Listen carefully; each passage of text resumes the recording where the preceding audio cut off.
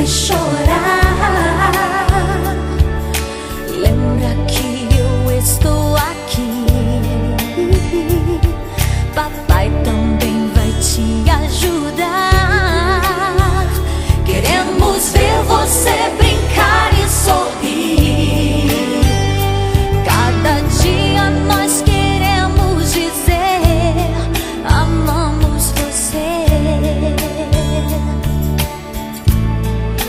Desde o dia em que você nasceu, muita coisa linda me aconteceu,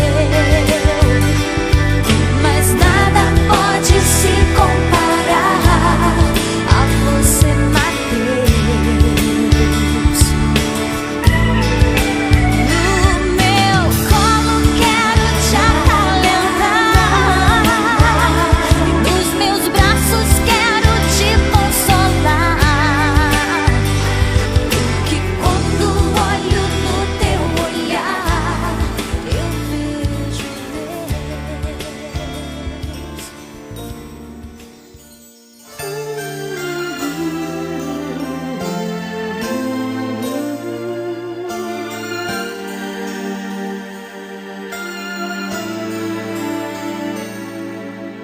antes mesmo de ter nome e abrir os meus olhinhos,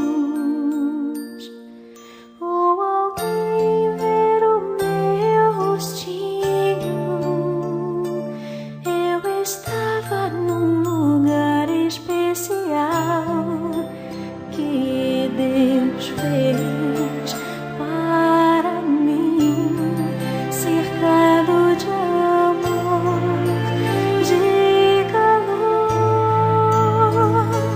Minhas mãos eram tão pequeninas, meus pezinhos inseguros ainda, mas no peito meu coraçãozinho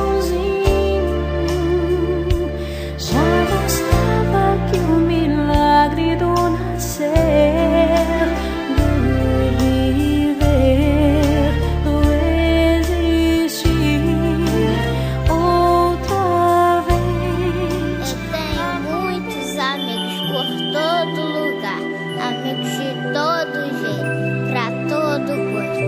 Mas o meu melhor amigo é o meu pai, sabem por quê? Ele está sempre comigo. Eu tenho um amigo que sempre está comigo, presente do bondoso Criador.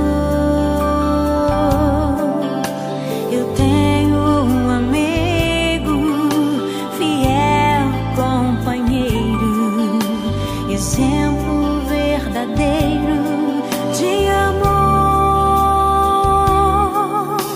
No dia em que eu nasci, ele já estava ali, me recebendo nos braços da família. Eu não sabia de nada, mas ele já me amava e me ofertava a sua companhia. Meu pai, meu amigo, fiel companheiro, exemplo verdadeiro para mim. Meu pai, meu amigo, fiel companheiro, exemplo verdadeiro para mim.